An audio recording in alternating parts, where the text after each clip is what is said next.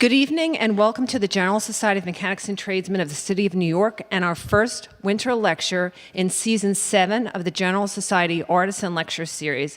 My name is Victoria Dengel and I'm the Executive Director of the organization. I'd like to say that this program is supported in part by funds, public funds from the New York City Department of Cultural Affairs in partnership with the City Council. And for those of you less familiar with our organization, the General Society was founded in 1785 by the skilled craftsmen of New York City, artisans who represented 22 different trades, including carpenters, saddlers, tailors, and silversmiths, among others. Today, our 231-year-old organization continues to serve the people of the City of New York through its educational and cultural programs, including our Tuition-Free Mechanics Institute, the General Society Library, and our nearly 2-century-old lecture series, of which the Artisan series is a part. You'll find additional information about the organization on your seats. The space you are in tonight is the Library of the General Society of Mechanics and Tradesmen. Founded in 1820, it is the second oldest library in New York City and one of the city's 3 remaining membership libraries. And so we gather once more to pay tribute to the art of craftsmanship. The Artisan Lecture Series has committed itself to giving voice to internationally known artisans who will talk about the intricacies of their specialized crafts.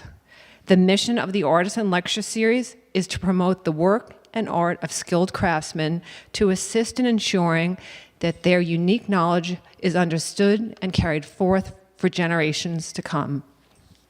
Tonight, our first Artisan Lecture of 2017 will examine the craft of watchmaking. In tonight's talk, Michael Friedman and Nicholas Manousos will explore how watchmaking's intertwined relationship with art and technology has been central to its evolution during the past 500 years. Michael Friedman is an established horological expert, appraiser, curator, lecturer, auctioneer, and producer. He is the historian at Audemars Piguet and previously has worked as the curator at the National Watch and Clock Museum and vice president and department head of watches for Christie's in New York. Nicholas Manousos is a watchmaker based in New York. A veteran of the Silicon Valley tech industry, Nicholas pursues watchmaking from an engineering perspective. Nicholas is CEO of Firehouse Horology, a watch component manufacturing company. Additionally, he is president of the Horological Society of New York, America's first watchmaking guild. I am very pleased to introduce to you this evening Michael Friedman and Nicholas Manousos. Thank you.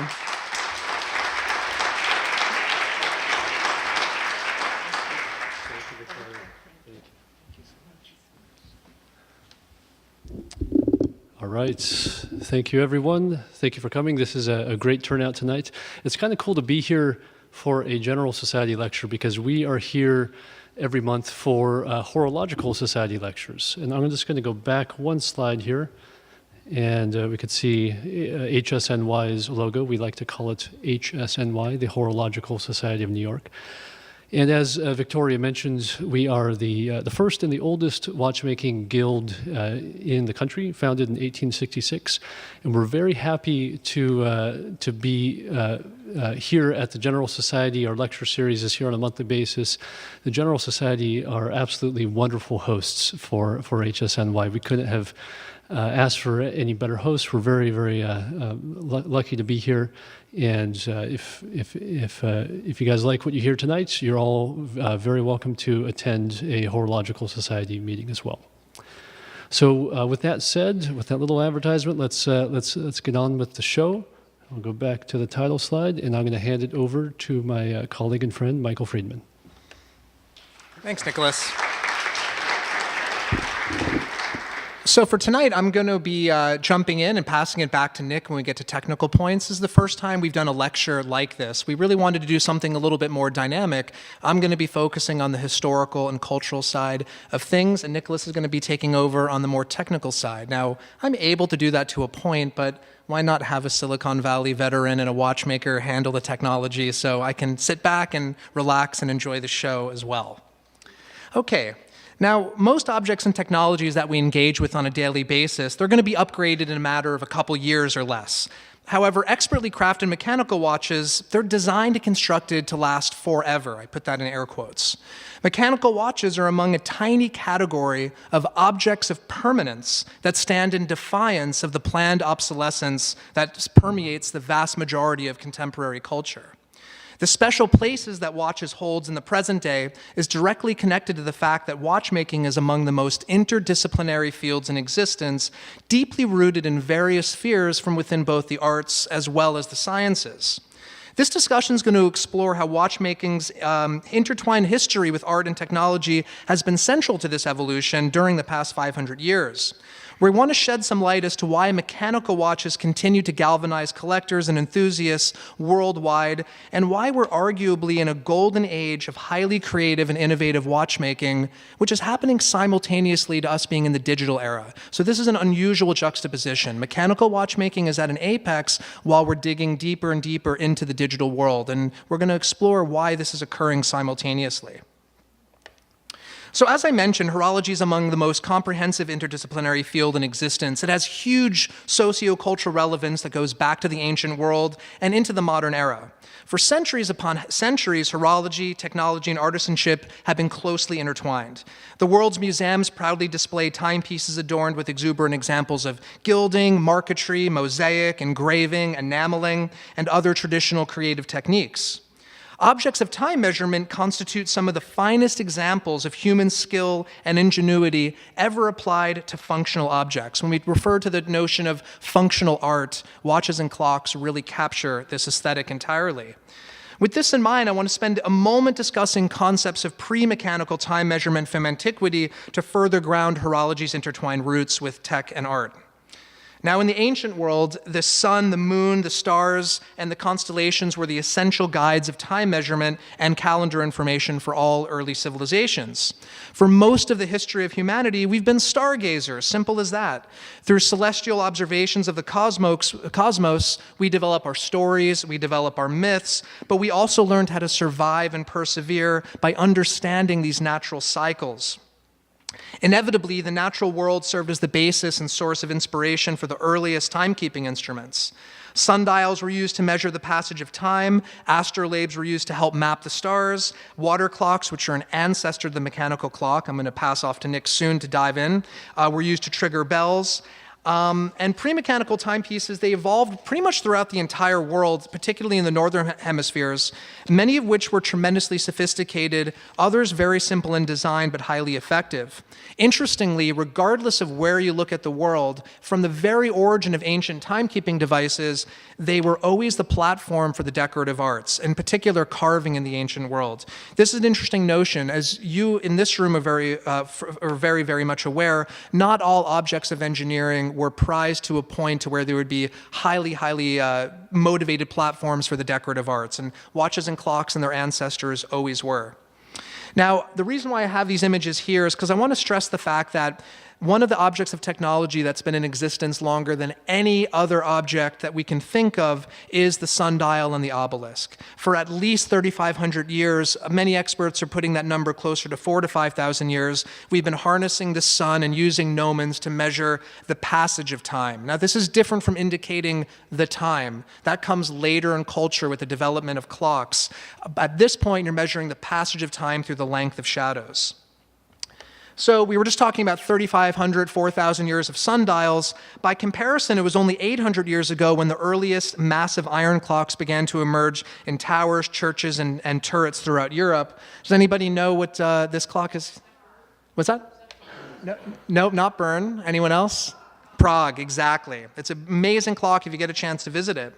Now, the first versions of clocks didn't have any dials or hands. They announced the passage of time through the striking of bells. The word clock itself derives from the Latin term cloca, which means bell. So again, the very first clocks and watches, no dials and hands, just chiming, rather clocks, not watches, the very first clocks. By the late 14th century, dials and hands were added to display the time for emerging community life. Many examples also included astronomical and calendar information like you see here. These clocks, many of which still remain, they became the pride of cities, and really they became central to the ebb and flow of daily life. They became the heartbeat of the community. The greatest example, like this one from Prague, in addition to telling the time, it also had automata figures that rotated. It was initially completed in 1410. It's the third oldest known astronomical clock in the world and the oldest one that's currently running on a consistent basis. The primary clock mechanism in the escapement, which we're going to get to shortly, all of this was built by the clockmaker named Michaelis of Kadaň. He was a professor of math and astronomy, along with Jean Sindel. Now, in addition to being a technical and mechanical marvel, it's also an awe-inspiring example of the decorative arts, architecture, and of course, absolute entertainment and spectacle. This is something important to keep in mind. But before we continue, I'm going to bring Nicholas on up so we can talk about the origin of the clock escapement. I mentioned it earlier. It's called the verge escapement. Now, this is the origin point of all mechanical timekeeping, a very critical device to the evolution of horology. So with that, Nick? Thank you, Michael. So we're talking about tower clocks, these beautiful clocks in churches all across Europe. Where do they come from? At one point, we had water clocks and sundials, and then all of a sudden we have these big, beautiful tower clocks. So what happened? What was the innovation that made that possible? How do we get even further down the line to something that you can put on your wrist? There's one very, very important invention. I think it's one of the most important inventions. When you think about the history of the world, what's the most important? The wheel, the invention of fire. I think the invention of the escapement ranks up there. It's enabled mankind to keep time, and it's a pretty big deal. So as Michael mentioned, the first escapement, the first really viable mechanical escapement was the verge escapement, and that's what we see illustrated here. Now, what is an escapement? It's one of these inventions, or one of these words that has many, many different definitions. You can get really technical with it. You can debate what is an escapement, what is not an escapement. But I like to keep it simple, and the way I like to explain an escapement is it's simply a motion translator. Just two words there. So what happens in the clock? We have gears, and the gears are meshing, and they're turning. So the gears are turning in complete circles. At some point, we need to translate that turning motion into an impulse motion, so side-to-side lateral impulses. And that's essentially what an escapement does. Here's an example of the movement of an old tower clock. So when we talk about the movement that's in your wristwatch, or the movement that's in a grandfather clock, or the movement that's in a tower clock, we're talking about the entire mechanism, all of the gears, the oscillator, and the escapements that make the clock or watch work. So in this case, we're looking at an example of a 14th century tower clock movement with a verge escapement. This is a really interesting one, because most of the time, these tower clocks were retrofitted with better escapements as they were invented, as we kind of move throughout history. So it's very rare to find a complete example of a tower clock with a verge escapement still intact, but this one does have it. You can see this movement at the British Museum. They have a whole room devoted to horology, and it's beautiful. I can't recommend it enough. So if you're ever in London, make sure to check out the British Museum, and you can see this clock up close. So the other thing with escapements, it's one of these things where I can explain it all day. I can give you this definition, that definition, but it doesn't really make sense until you see it in motion, right? So I have a video here. This is a video of a verge escapement, and remember, it's a motion translator. So we're translating rotational motion to lateral impulses. So let's see if this will play.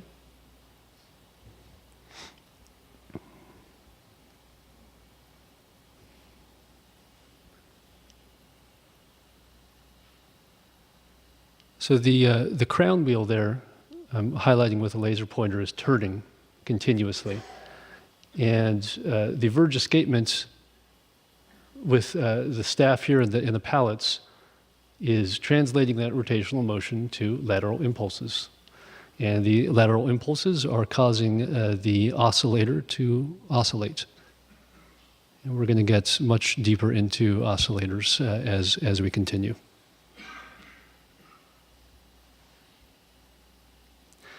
Okay, so it's when I talk about these technical topics as we go back and forth, I want to conclude each time with how accurate these clocks work, because this is going to give us a really good idea of how far this technology has progressed. So we're talking about 14th century tower clocks with verge escapements. How accurate were they?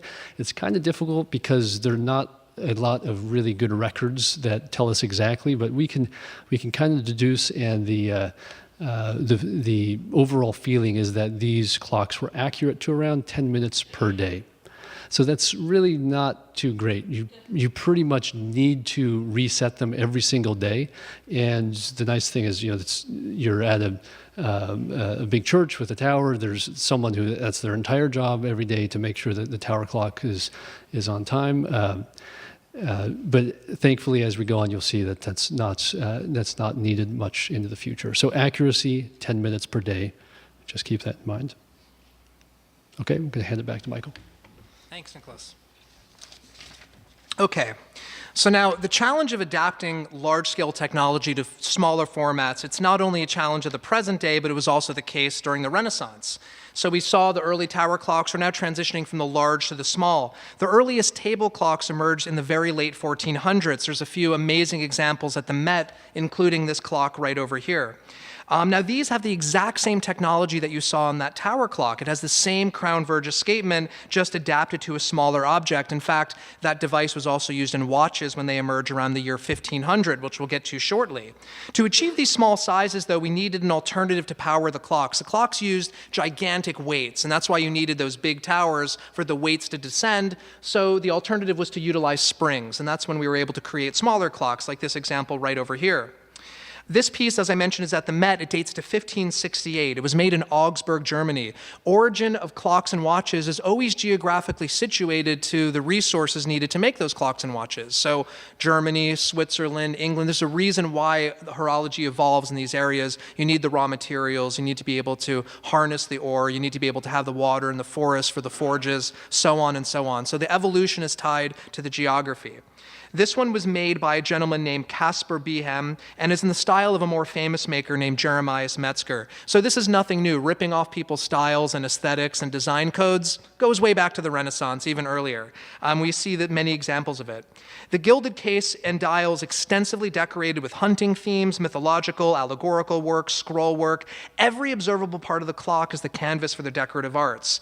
Additionally, it's highly complicated and features extensive astronomical data, an alarm mechanism. It chimes the quarter hours, it chimes the hours, and it even has a device called an astrolabe, which could be used for navigation. As we've already touched upon, for most of human existence, the rise and fall of the sun, the phases of the moon, and the stars and constellations, these were the only timekeepers that mattered. Inherent beauty and functionality is woven into this very practice. Our whole concept of time and time measurement is inextricably linked to astronomy. So it's inevitable that these earliest tower clocks and these table clocks and even the watches would have these astronomical traditions and codes woven throughout. Now, while the accuracy was very poor, when it came to the astronomical function, these were actually quite good, because the gear differential to measure a 29.5 lunar cycle is much easier mathematically than getting down to a watch or clock that's accurate to within minutes or seconds of a day. Now, even though these really well-decorated Renaissance watches and clocks had these gearing mechanisms and had this calendar information, as mentioned, they were terrible timekeepers. This is why clocks and watches of the Renaissance only have one hand. It's not missing a hand, it only has one hand because it was only accurate, as Nick said, between 10 and 15 minutes a day. So if you're at a museum and something is called a Renaissance clock or watch and you see it has two hands, you can tell the curator, oh, looks like there was an adaptation to this object at some point in its life.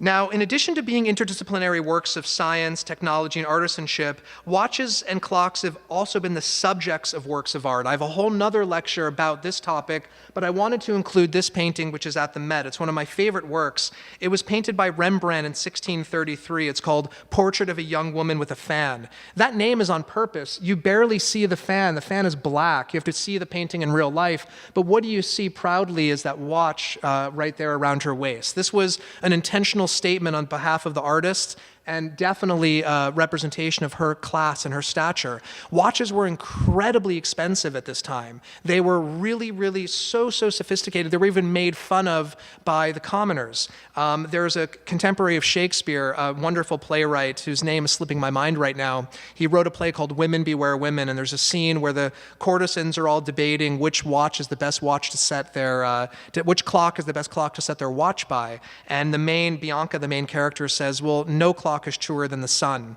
And it was a commentary on how the technology was really still kind of poor and inferior, and you needed the old sun to set your device by, which is exactly why I have this little pocket sundial beside. You would have needed that pocket sundial to set your watch. In fact, when you bought a watch at this period, it was sold with a pocket sundial if you didn't have one already.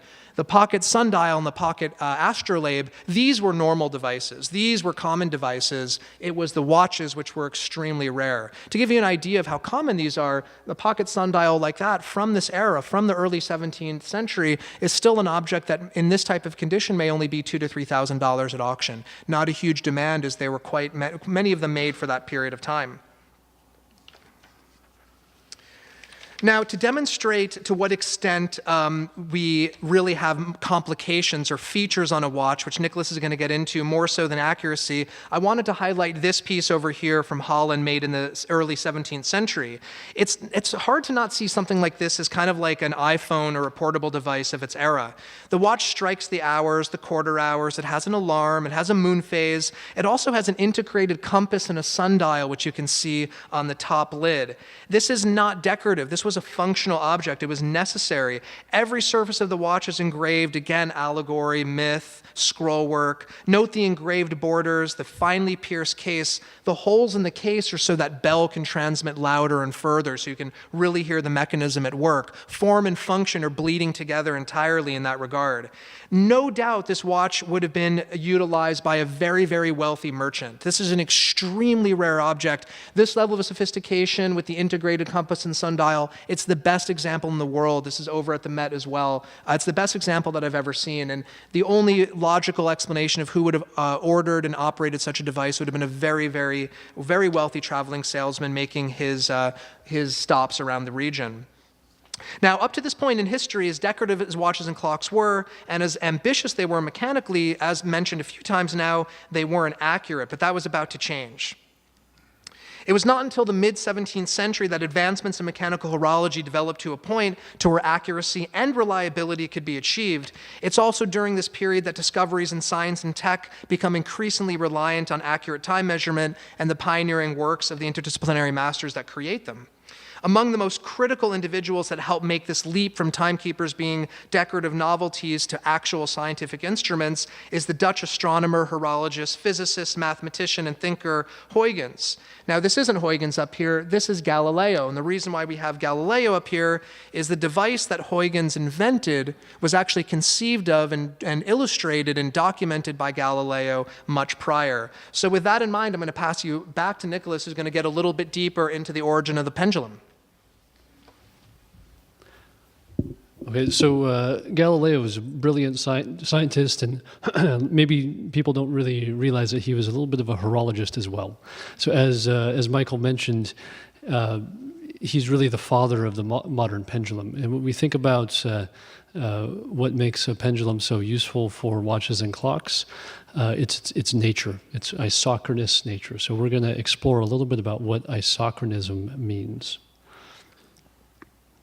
So it was about 1602, and Galileo was sitting in a church somewhere in Italy, and he was staring up at the lamps and hanging from the ceiling of this church, this cathedral, and he noticed that they were swaying back and forth. And he noticed one very, very important property of the way that they were swaying, and that was that regardless of how big the amplitude was, how much it would sway from side to side, the time it took to complete one oscillation back and forth was pretty much the same all the time. So that's the theory of isochronism. And it's kind of like the escapement. It's one of those things where I can explain all day, but it's just easier if you see it happen.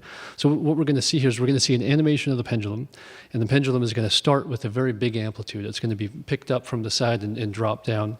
And you'll see that the time it takes to do one oscillation of the pendulum is pretty much the same, even as the amplitude of the pendulum decreases.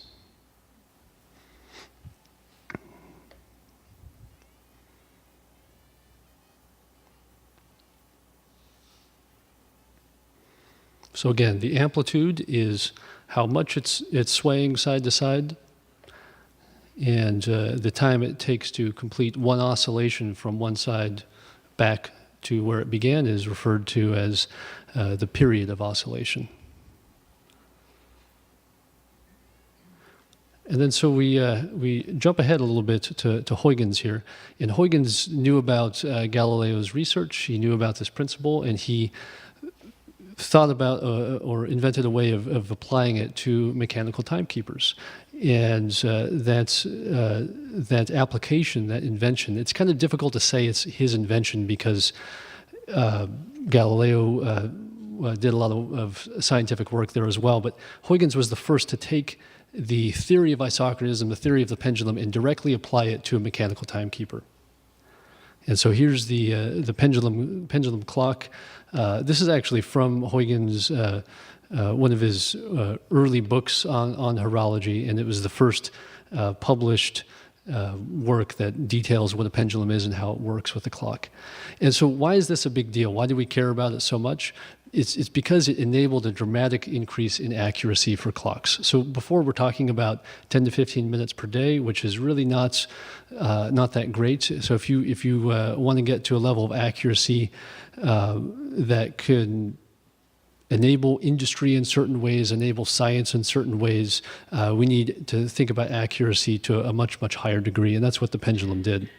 So the accuracy of one of these early pendulums as applied to a mechanical clock, even using the Verge escapement, could approach 10 seconds per day. So this kind of laid the groundwork for a lot of other scientific research. We could talk about astronomy. We're going to talk about navigation here in a bit, but this is moving in the right direction. We need increased accuracy, and Huygens' application of the pendulum to the mechanical clock definitely got us there to 10 minutes to around 10 seconds per day. So it's a very, very dramatic difference. Thanks.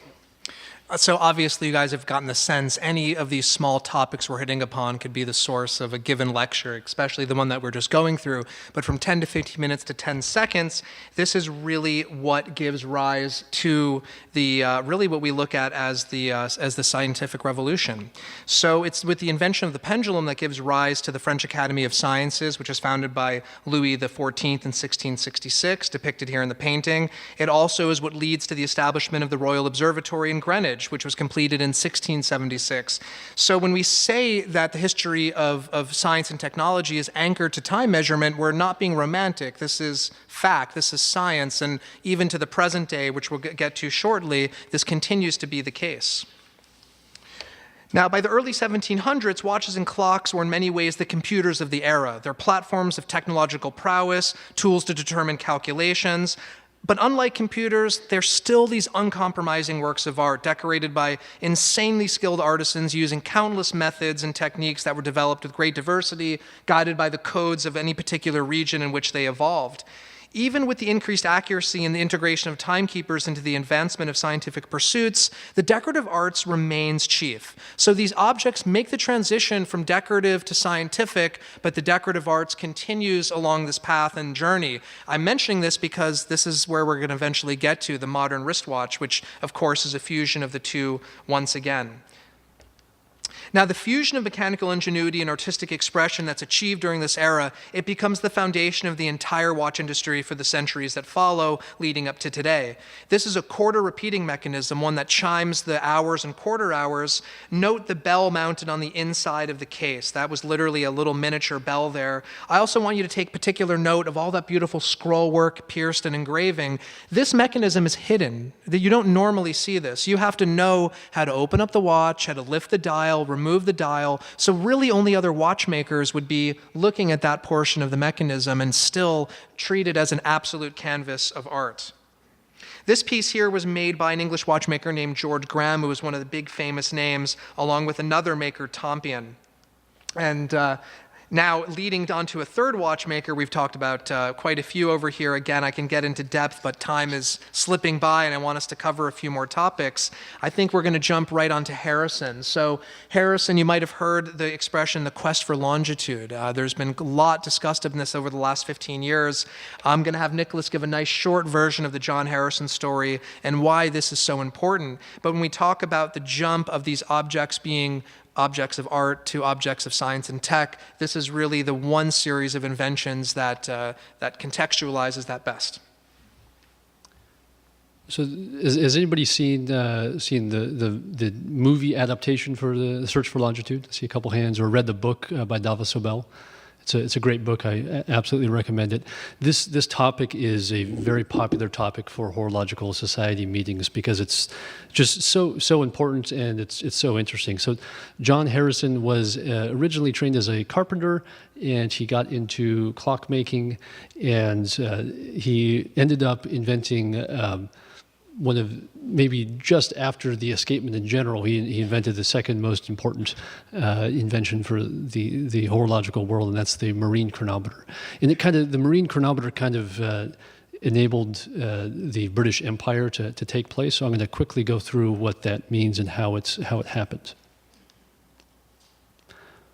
So first, when he got into clockmaking, he was not working on the marine side of things right away.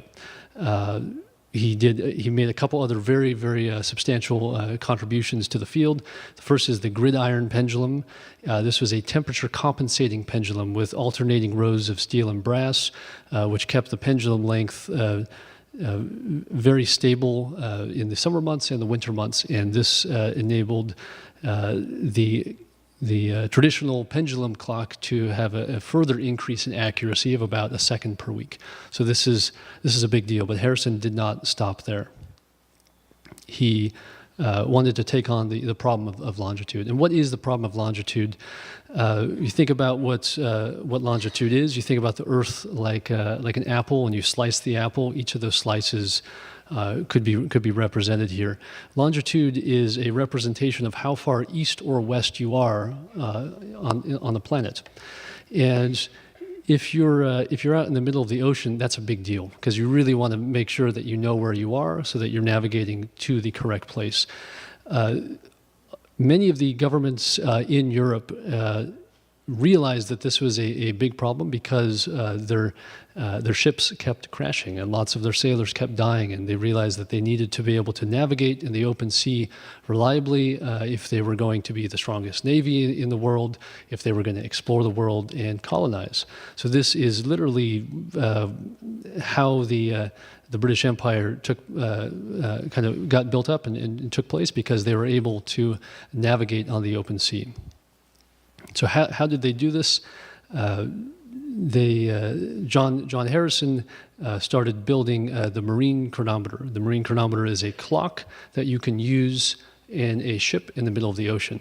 And it sounds like it's not too big of a deal because we're thinking about this from our modern times. It's like, you can use your iPhone in the middle of the ocean, you can use a mechanical watch that's on your wrist. But back then, this was a really big deal. We had these very accurate pendulum clocks with the Gridiron Pendulum that Harrison invented. Very accurate, down to a second per week. But how do they immediately become very inaccurate? By putting them on a boat in the rocking waves of the ocean, the pendulum is going to start, knocking back and forth. It's not going to keep time at all. And if you use this as a reference to determine your longitude in the middle of the ocean, you're going to get lost. And if you get lost in the middle of the ocean, you might die. So it's a pretty big deal. So Harrison set out to figure out this problem of longitude the horological way. At the same time, there was a whole branch of scientists thinking that this is a problem that we're going to solve through astronomy. We're going to solve by looking at the stars and figuring out where we are based on the stars. That's a great approach, but the problem with that is if it's a cloudy night, you don't know where you are. So you need something that works all the time. And that's what the marine chronometer enabled us to do. So how does the marine chronometer work? And just to jump in real quick, it was what Nicholas just touched upon. It was also a class war because you had this carpenter trying to solve a solution really with his own two hands versus the Royal Observatory in England and all of the top astronomers. So it was a big cultural phenomenon that took place, and you're going to get to the 20,000-pound punchline, I'm sure. Yes. Okay. Yes. So, as Michael alluded to, there is a prize for this. So a prize for whoever figured out how to determine your longitude at sea. There was a big money prize, and it was 20,000 pounds. Which was crazy back then. I mean, this is, if you think about it in modern terms, that's millions and millions of dollars, right? So this was a big deal. Lots of scientists were working on it. Lots of very crazy ideas that you'll see if you watch the Longitude movie. Things that just absolutely make no sense. But the two viable ways to do it were the way with astronomy and the way with horology, and the horological method proved to be more successful, and it's because it's reliable all the time. You don't have to think about the weather. If you have a clock on board your ship in the middle of the ocean, and you know what time it is at your home port. And then if you take an observation and you look at where the sun is, when you're out in the middle of the ocean, you can very accurately determine your longitude. And that's what the marine chronometer enabled us to do. So you see these oscillating they're not pendulums, they're oscillators in the back there, and they're connected by a spring. This was his first attempt at a accurate clock that could be used at sea. The word chronometer basically means a very, very accurate clock. It worked, kinda. He had to make a few adjustments to it, and he went through several iterations of marine chronometers. This is H1, and we get to H4. H4 was the one that finally won Mr. Harrison the prize.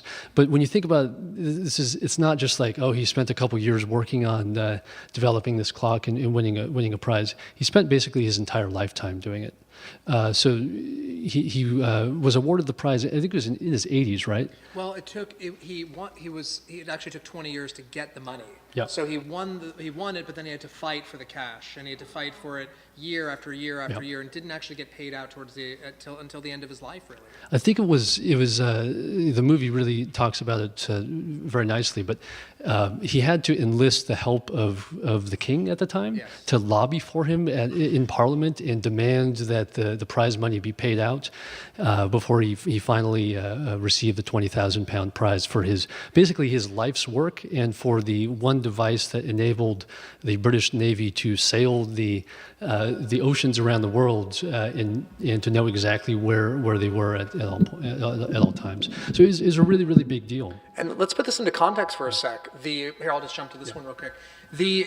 the Royal Observatory at this point in history, you can turn that one off. The Royal Observatory, they thought they were solving the problems of the universe. I mean, at this point in the history of science and tech, they were sure that the big mysteries were being solved. That's the level of confidence that they had. And the dominant metaphor at this point was the Newtonian notion of the clockwork universe. So everything had order and everything had a system, and then out of left field, you have this carpenter solving this problem that these guys weren't able to solve. This was a massive deal. This is the type of thing today. Somebody is in their garage creating a new invention that's going to shake Silicon Valley to its knees, and we know this is going to happen. This is always the history of science and technology, an outsider shaking things up by thinking outside the box.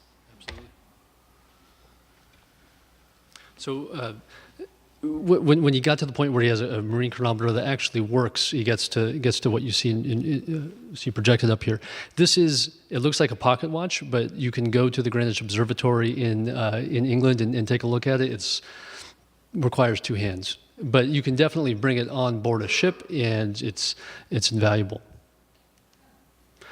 John Harrison did not only invent the marine chronometer, he's also the father of the modern bearing.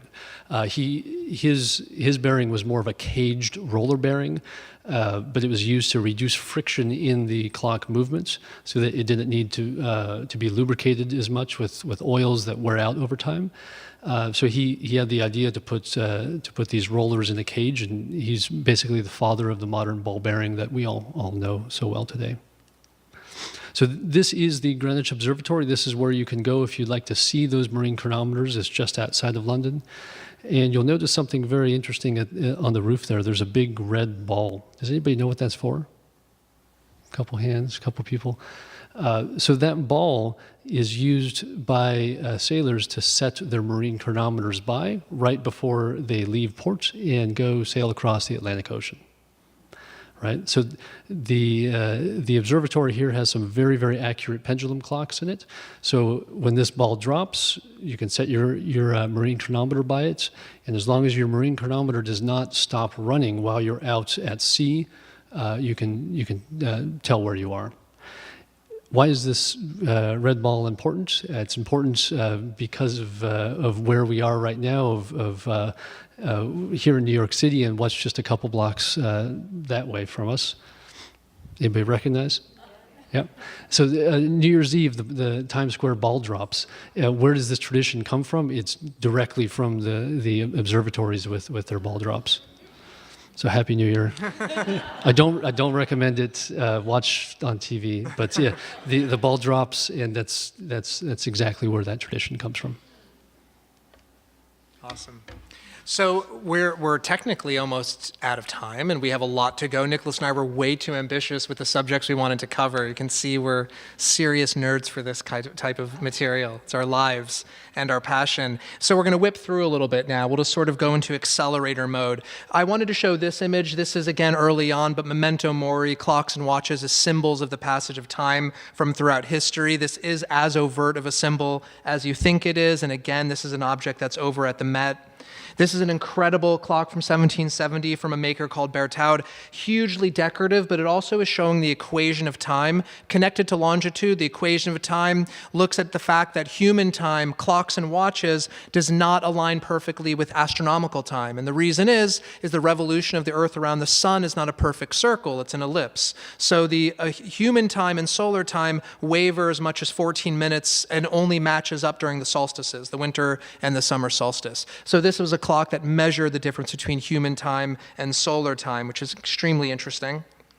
As the 18th century progressed, there was a maker that emerged which was unlike any other maker. He's sometimes referred to as the Da Vinci of watchmaking. His name was Abraham Louis Breguet. We can do a year long on this guy. Endless inventions, but let's clip through a couple of them. Do you want to jump in and I'll advance, yeah?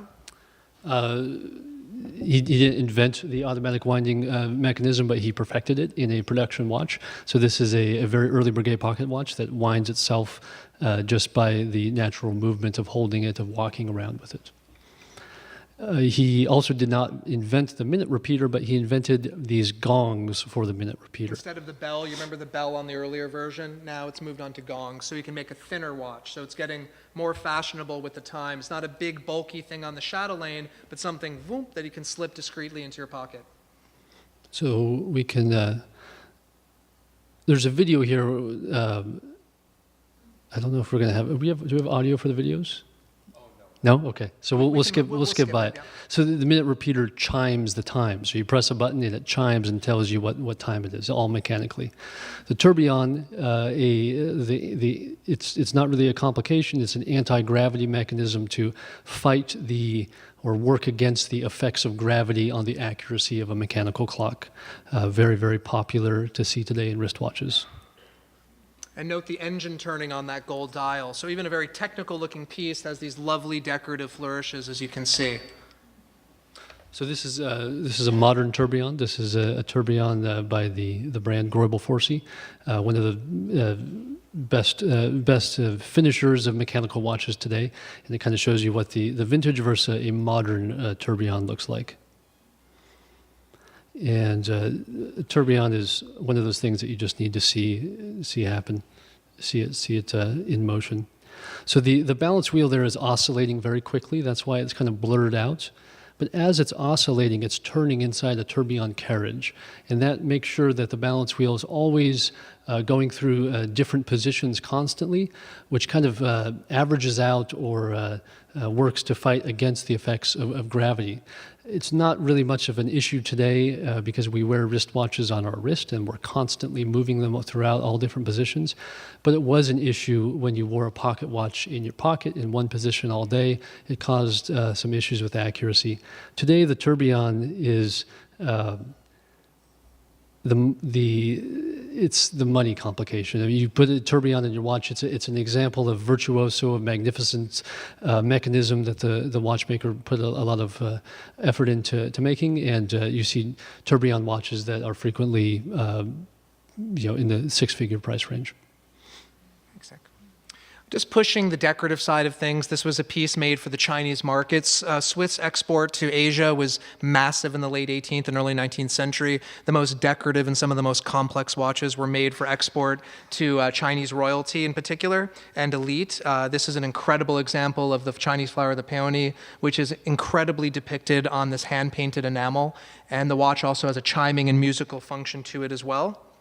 Another example of the decorative pursuit of horology, this is a fan. This piece was made for Prince Ferdinand, and this one over here also has numerous complications and beautiful hand-painted enamel. This highly decorative object. A piece like this at auction, this brings a couple million and minimum. There's only a few of these made, and honestly, they're still relatively undervalued. Most of us anticipate that pieces like this will continue to be sought after in the years to come. This is a really fun repeater called the Barking Dog. Instead of chiming a bell, it has these little bellows, like a miniature bellow in there. So when you activate the repeater, the dog and the goose both start to move. And the dog opens and closes his mouth, but it almost sounds like a woof, woof sound. It's not a bell sound, and which is a really interesting variation on a repeater. Again, decorative, whimsical, technical, accurate, all in one small package. I wanted to highlight the Bonaparte family. They were massive watch collectors, huge watch collectors.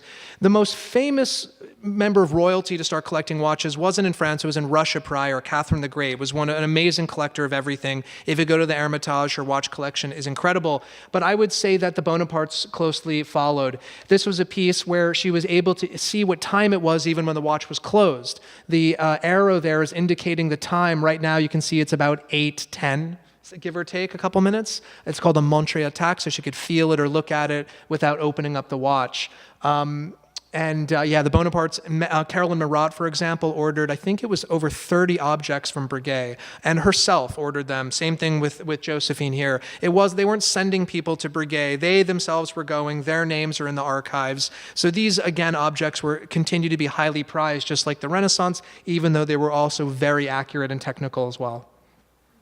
Here we're starting to push to the apex and getting a sense of, we're now looking at the transition of later era pocket watches. The aesthetics are starting to look more common to you over here. And let's jump on over to calendars, since we just saw an example of one over here. There in the middle is a perpetual calendar watch. The perpetual calendar watch is mechanically designed to know the varying numbers of days in every single month, and it knows to adapt for the leap years. So a very, very technical device. Watches are the first computers, and again, not a romantic notion, but it's a fact. Those minute repeater watches, to give you an idea, you activate a slide and it chimes out the hours and the minutes and the quarter hours. The shortest sequence would be 101, bong, bing. The longest sequence would be 1259. I won't go through it, but it's a lot of bongs and a lot of bings. And when you think about a watch dial or a clock dial, it has 720 minutes, right? 12 hours, 60 minutes. That means those repeaters are programmed to have 720 melodies inside. To really push this idea further, IBM, their very first iteration, they were called ITR. They were the International Time Recording Company before they were International Business Machines. So when we say the origins of computers or clocks and watches, it's a literal. It's absolutely literal. IBM is a great example of that. So jumping onto calendar watches, Nick, do you want to come back here for a quick moment? We're getting low on time though, so okay. We're already over. Are you guys stressing us over there? Or are we all right? All right. We're good or okay? Okay. So the calendar watch, there's 3 different types of calendar watches out there. Just simply the simple calendar. It displays a date window. The date can be 1 to 31, and you have to manually correct it yourself at the end of months that don't have 31 days. The annual calendar keeps track of which months have 31 days and which ones don't, and it corrects for you as you go through the year, so annual. The perpetual calendar does the same thing the annual calendar does, but it keeps track of the leap year every 4 years. So much more complicated. And who do we have to thank for that? We have Pope Gregory. We operate on the Gregorian calendar today, and it was Pope Gregory who put that into effect with observing the leap year. February 29th. So February 29th is kind of like a holiday for people that own perpetual calendar watches, because they get to watch it tick over to 29 correctly, and it's kind of an exciting thing. Very much so. We'll quickly touch on the chronograph or stopwatch. Louis Monet was the inventor of it. Here is the very first chronograph that we know in existence. And here's a very classic, iconic, modern chronograph. So chronograph is the nice way of saying a stopwatch. So it measures elapsed periods of time. And I'll hand it back over to Michael. Great. This piece here is sort of the apex of complicated pocket watches. This was the most advanced object created by humans by the end of the 19th century, period. This was it. This was called the Universal. It was called that because it was made for the Paris Exposition. It was made for the Universal Exposition. This had multiple time zones, deadbeat seconds, alarm mechanisms, you name it. Every complication that you can have in that at this point in history was there. Instead of calling them grand complications, the makers dubbed them ultra-complicated watches. You might have heard a couple years ago there was a Patek Philippe watch that brought 25 million at auction, the Graves watch. That's the most complicated mechanical watch in the world. That was completed in the 20s. This is the grandfather of that piece, which was completed at the end of the 19th century. Here's an image of the Paris Exposition. This is from the 1889 Paris Exposition. I mention this because this is a really interesting time in history. It's when the Eiffel Tower was inaugurated. To give you an idea of who's there at this exposition, you have Paul Gauguin, you have Vincent van Gogh, you have James Whistler, Edvard Munch, Tesla's there, Thomas Edison is there. It sounds like Bill and Ted's Excellent Adventure. It's completely crazy. The entertainment was us Americans. Buffalo Bill and Wild Annie Oakley were brought out. So us crazy Americans were entertaining everybody out there. But the reason why I mention it is because watchmakers were also present. There were several watchmakers. I'm citing Audemars and Piguet. That's the company who I work for. Audemars Piguet, Jules Audemars, Edward Piguet. I still report directly to the great-grandson of Piguet and the great-granddaughter of Audemars. We're still in the hands of the founding families. And watchmakers like us at the Paris Exposition is where we became known to the world and set up our global distribution networks. But more importantly, this is also about futurism as well as about the past. And I echo this because this is really what horology is largely about as well. Now, in addition to the engineering and technical pursuits, we also see incredible diversity of case aesthetics. Here's a selection of 19th century watches that were made for women. These are referred to as form watches or fantasy watches. The butterfly opens up to reveal the time. The mandolin opens up. You can see I have the harp already open so you can see it. The lower right is a lorgnette, so you would bring that to the opera, pop it open, and you'd have your optics right there as well as the time. This is really incredible, opulent craftsmanship, but we're also seeing a return to decoration because now the mechanics are mastered. The great inventions have taken place at this point, so the emphasis goes back onto the decorative arts and for many of the makers, and also the market's expanding as well. We're seeing more emergence of people who can afford these types of objects in certain parts of the world, as well as the means to produce more objects. Now, railroad watches, maybe we fly through this, Nick, if you want to jump in, and because we're running low, yeah? Everyone doing okay? Are we waffling too much? All good? All right. So railroad watches, think about it, is very, very similar to what was happening with the longitude problem. There was a very real danger, and that was as the train network across the U.S. grew, of trains wrecking and killing people. So there was this standard created, the Railroad Chronometer Standards of 1893, and this is the list of all of those standards. And this was to make sure that everyone, all the conductors that were operating, out on the railroad, were keeping very accurate track of time. And this is the set of criteria or standards that made that possible. You'll notice number one there is kind of nice. The only American-made watches may be used. Ball watches, Hamilton watch, you see lots of advertisements around the railroad standard because just like the longitude problem, the railroad standard, this was a big problem that we were able to solve through a very stringent set of criteria for what watches were used on railways. Fantastic. Yep.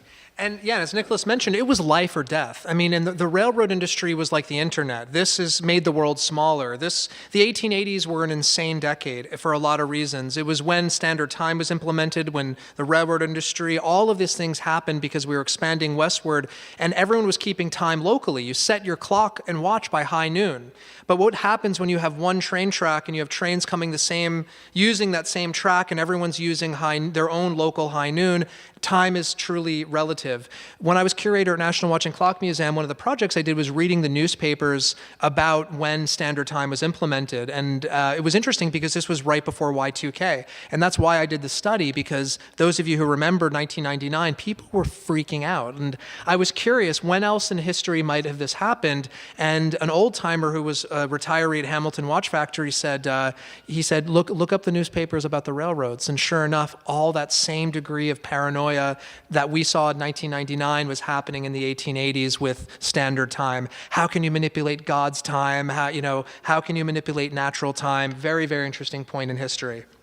Now, up until the late 1800s, men mostly wore pocket watches. Women wore pocket watches, pendant watches, brooches. Sometimes they wore bracelet watches and even ring watches. There were a few exceptions, but for the most part, wristwatches weren't popular.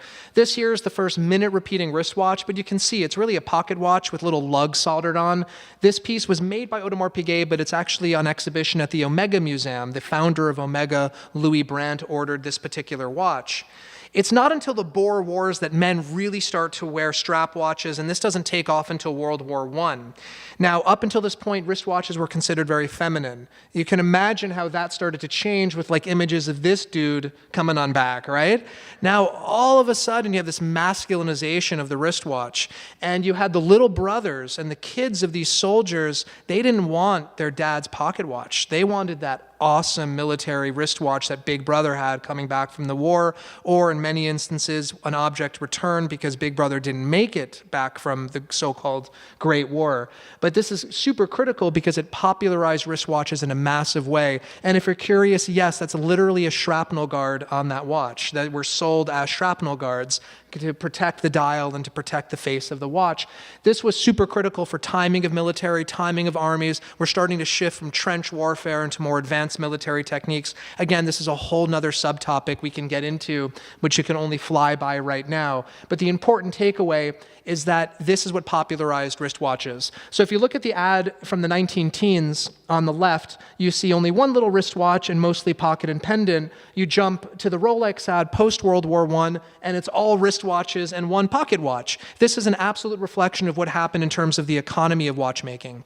And this is huge because you have an absolute inverse of exportation from Switzerland from pocket to wrist. This is a massive change in an industry. Huge, huge, huge. So to put this into context, wristwatches are really only 100 years old, give or take. So you have thousands of years of sundials, several hundred years of clocks, 500 years of pocket watches, but really only a century of wristwatches. So it's still a new field. It's still a field that's evolving in many ways.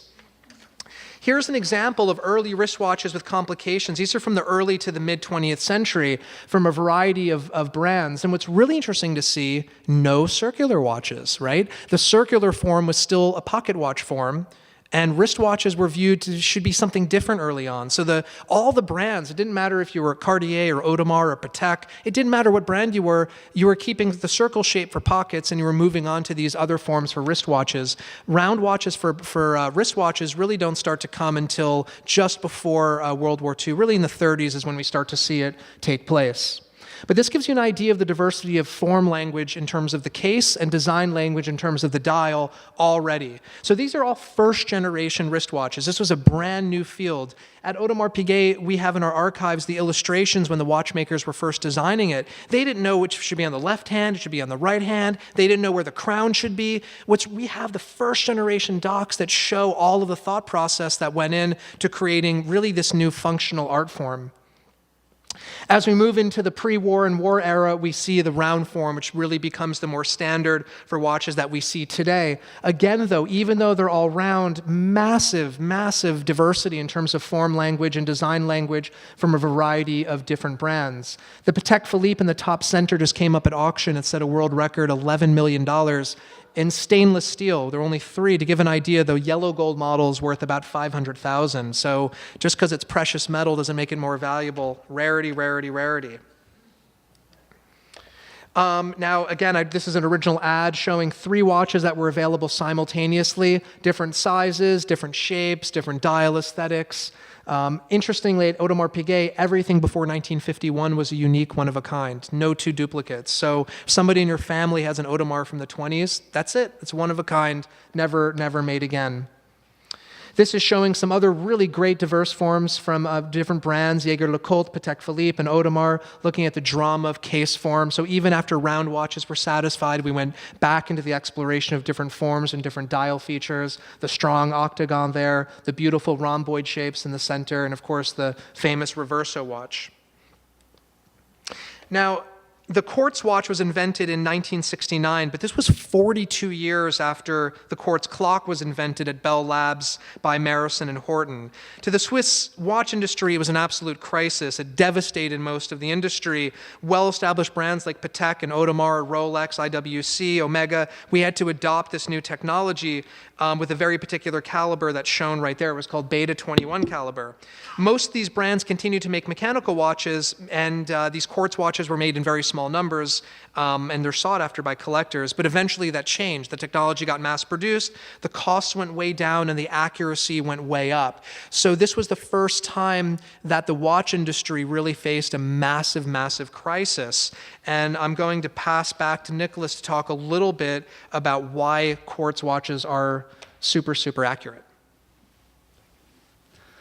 Okay, so is everyone ready for an even bigger accuracy jump than we saw before? Summary first. So let's start back at the where are we in terms of accuracy? So we are pendulum clocks are accurate to around a second per day. Start right? with verge. Yeah, let's start from the beginning. Start from the beginning. Yeah. So the verge is 10 to 15 minutes per day, and then the accurate pendulum 1 second per day, and that's kind of where we're at with wristwatches, right? Yep. Very accurate chronometer wristwatches.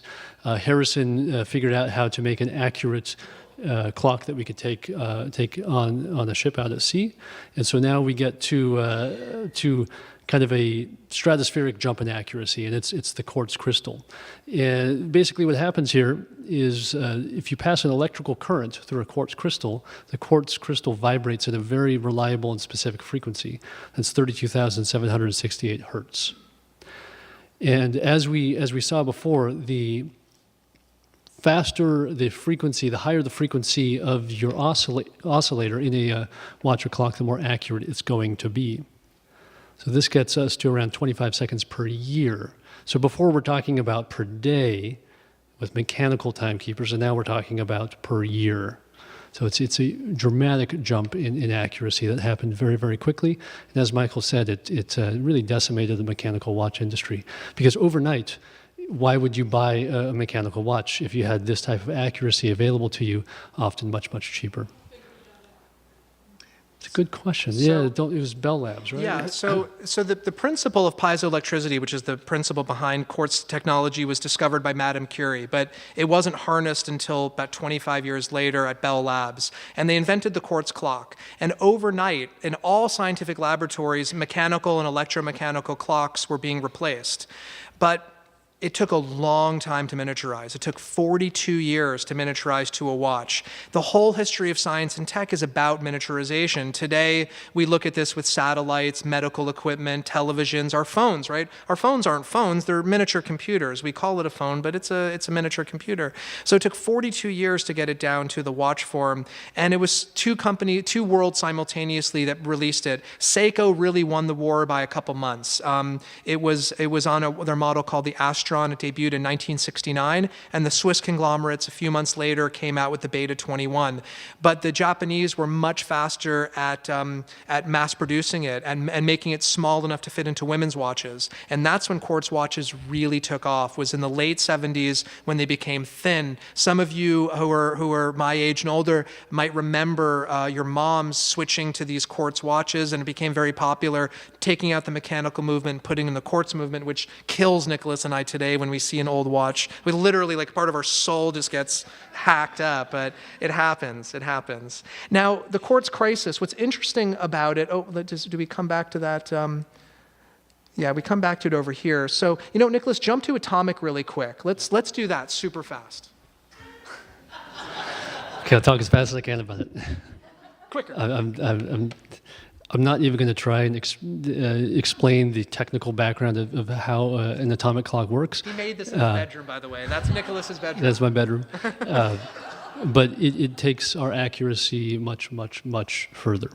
A few months ago, we had the person who's in charge of the atomic clocks for the United States come and lecture at the Horological Society, and he gave a very in-depth presentation of how they work and what they enable us to do. But you see the frequency is very, very high. And what this gives us is an accuracy that's really through the roof. So this is what an atomic clock can get us today in terms of accuracy. 1 second per 300 million years.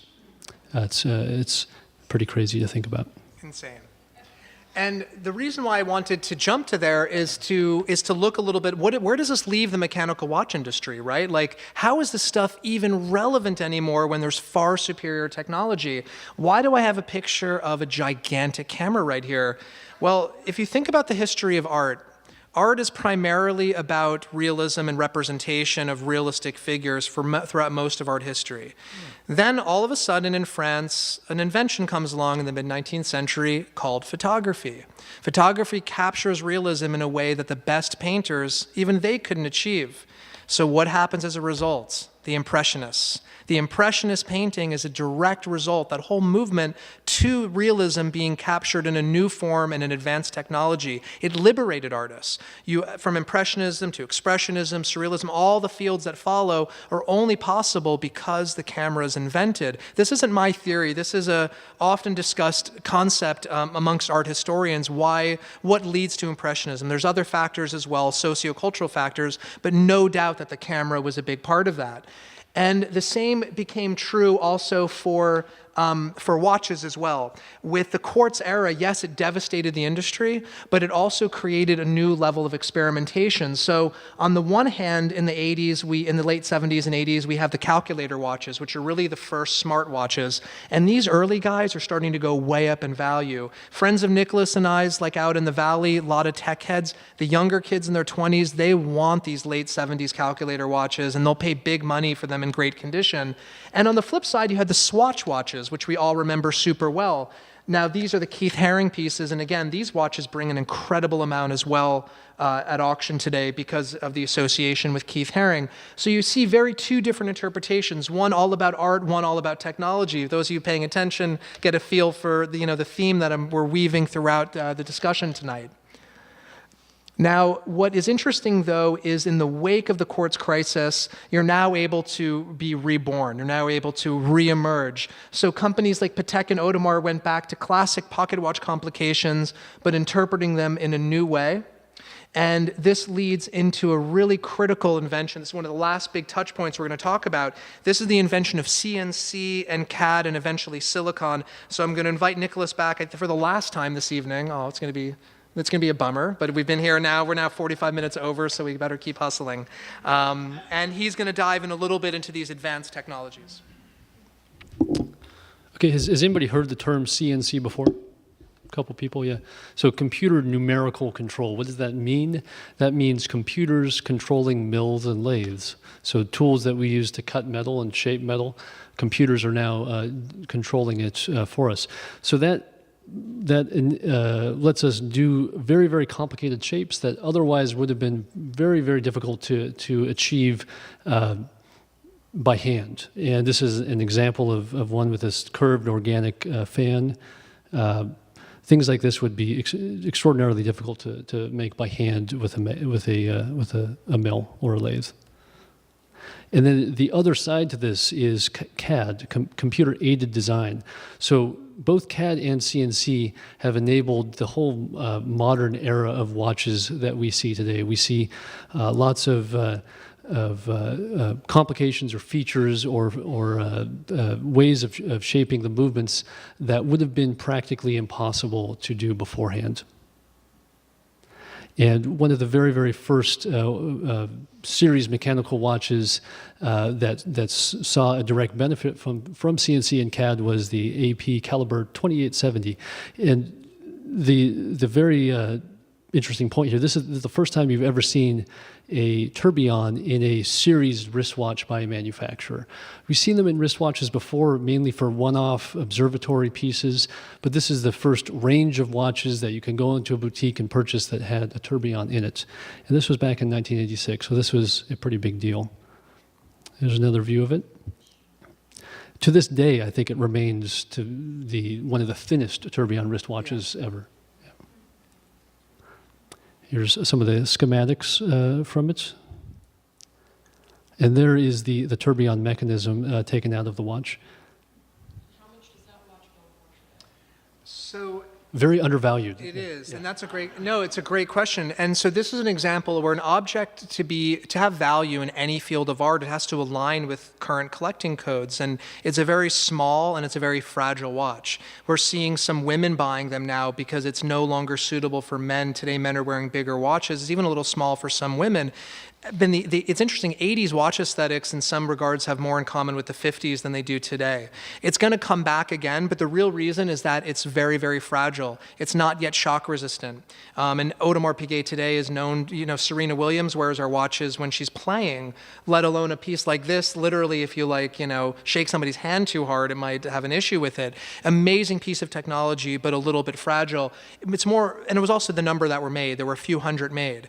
There were more tourbillons made in that 2 years than the history of tourbillons from 1801 to 1986 combined.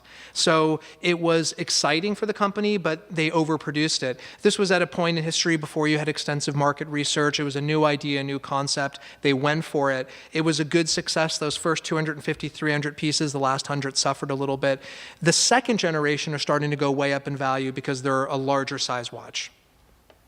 So if you see one at auction, don't hesitate. Pick it up if you see Yeah, one. so the yellows are bringing 15 to 25,000. That first platinum one you showed with the mother of pearl, that's probably 30 to 50,000 because that's a rarer variant. What's that? Oh man, this is tiny. These are like, this is going to be about 31 millimeters wide and about 33 millimeters long. Real and ultra thin. It was also the first time titanium was ever used in an escapement. Okay, so now we are going to jump ahead to one of AP's competitors and friends. That's Vacheron Constantin. They advertise themselves as one of the world's oldest watch brands.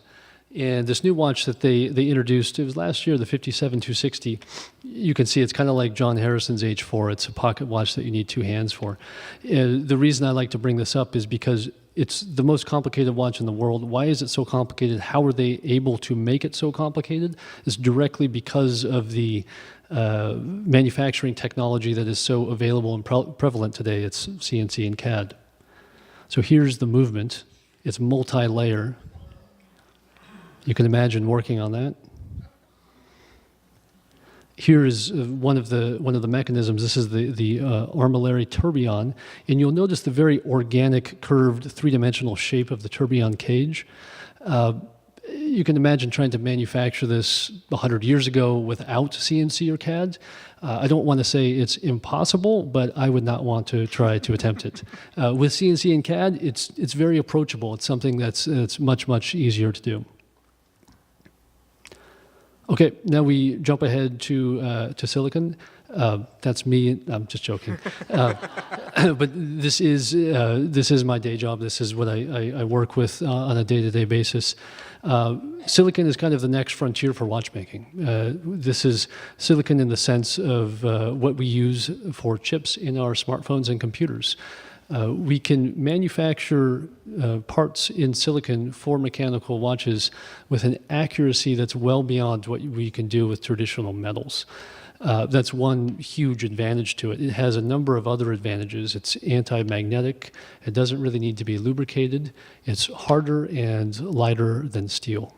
So it's kind of, it's a little bit of a controversial topic right now. Lots of watch brands are starting to use it.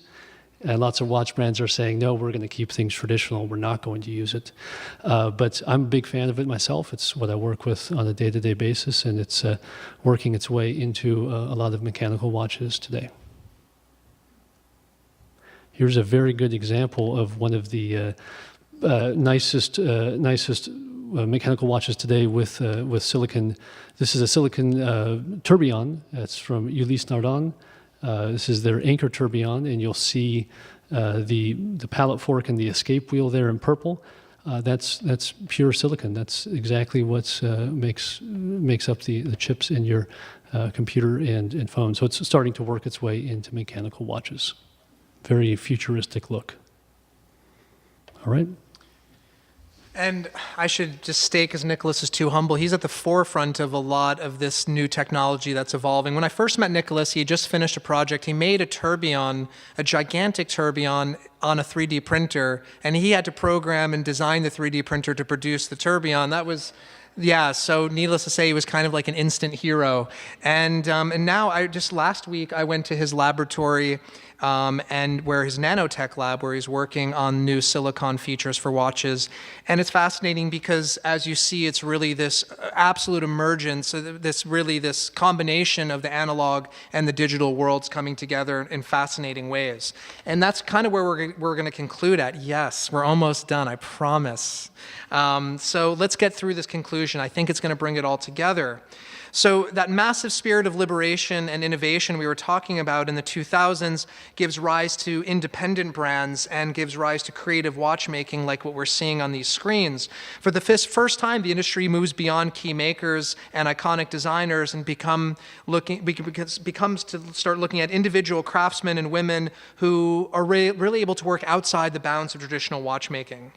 Now, in many ways, we've come full circle, and In some regards, we're back to the Renaissance, in the sense that we're amidst superior technology, right? What the sundial was a superior technology to early watches, the same way that quartz and atomic are superior to mechanical, but we still keep producing these detailed and exceptionally well-designed mechanical watches.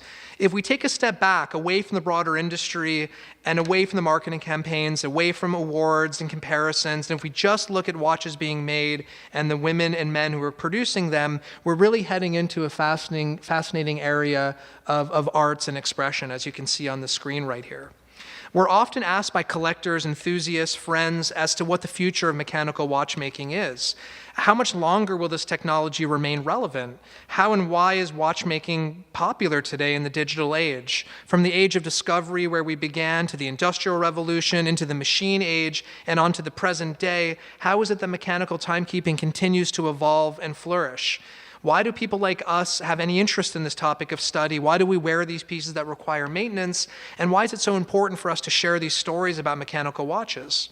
I've spent now 22 years looking at this line of inquiry, and hopefully we've been able to shed a little light onto these questions. Definitely for me, the intertwining roots of horology between artisanship and technology is at the core as to why these remain appealing. First and foremost, regardless of what system of time measurement one uses, from your phone to your mechanical watch, from the sundial to the atomic clock, every mechanical watch and clock made in between, we're always linked to astronomy and our little cozy corner of the solar system. Remember, time is only relevant to our location in the solar system. It's based on our celestial events. Once we colonize Mars in 100 years, a new system of time measurement will be required for us to communicate effectively with people residing there. So time is relative, not just from an Einstein sense, but in an absolute sense as well. Now, addition, the threads of horological history from the most ancient systems to the most current mechanical marvels, they're vibrant and strong. They measure elapsed time. They announce the time through bells and gongs. You remember cloca, meaning bell. They have visual displays, which are great design language, incredible form, and they're always balancing technology and artistry. Bear in mind that the average watch wearer, you don't have to be a collector, everyone out in this room is going to look at their watch between 30 and 70 times a day, depending on who you are. What's interesting, regardless of who you are, you're only going to register the time half the amount. So next time you're at lunch or having a coffee and your friend looks at their watch, say, hey, what time is it?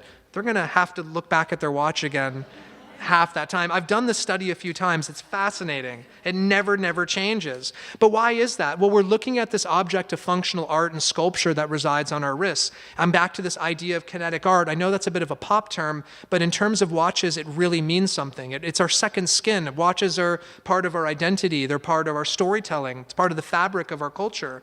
It's also a reflection of art, engineering, sciences, as I mentioned, sculpture, architecture. All these different elements are combined within a watch.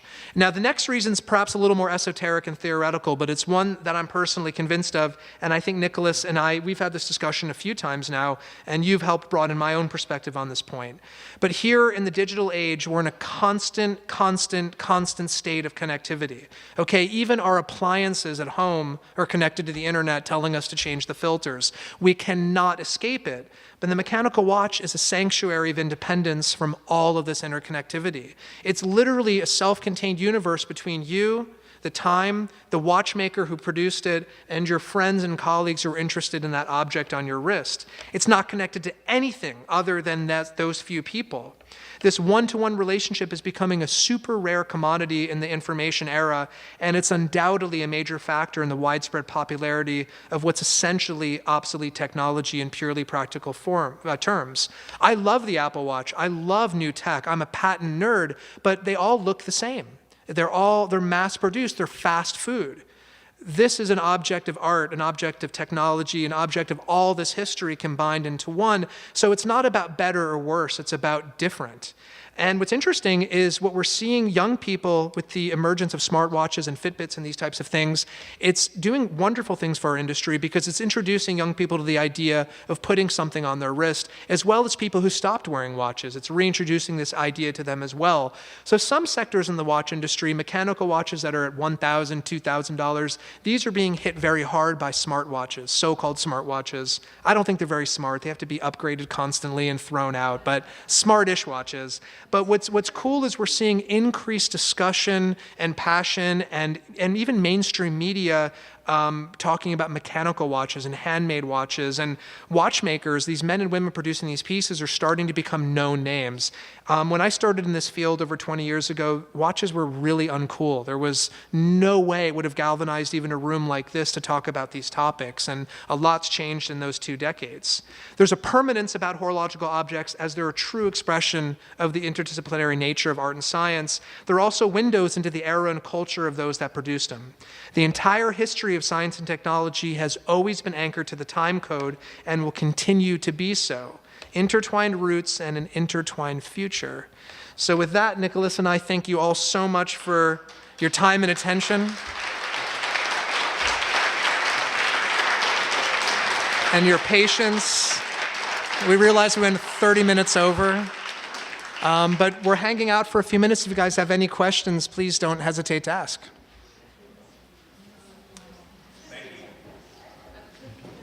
Yeah. No, feel free to ask. This is new in industry.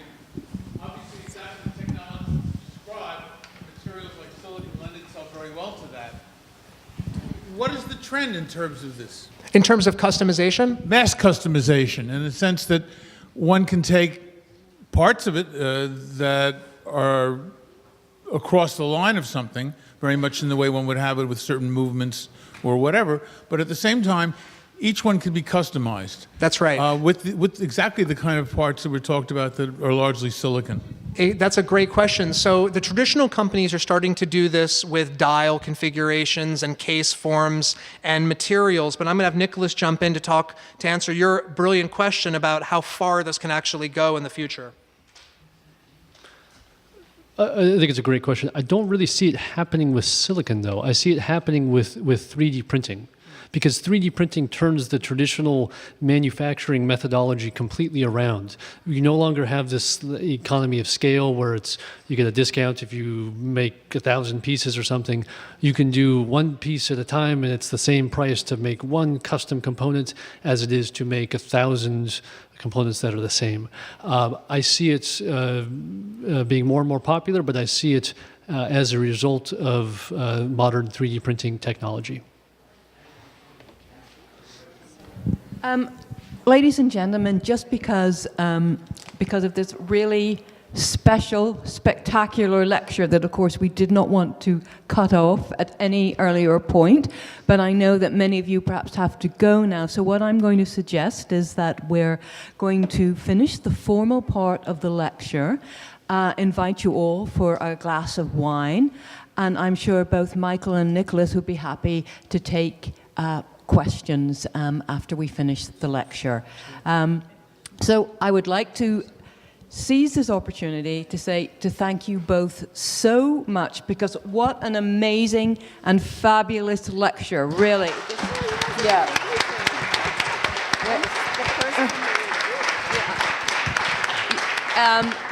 To cover such a complex subject, but to make us all look at watches and clocks in a completely different way and appreciate the huge contribution they have made to civilization. And it's truly a case of beauty making function. So thank you so much. It was a fabulous, fabulous lecture.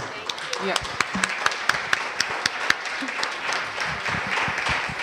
And for those of you who have attended before, you know that we will finish with, we'd like to make a presentation to our speakers. So. Thank you, Karen. And yes, none of us will look at a wristwatch in the same way again. So thank you for bringing all of this to life. And I just want to tell everyone, in case you think this duo, this dynamic duo, has done this before, this was their first time together, right? Speaking like this. That's amazing. The chemistry. So.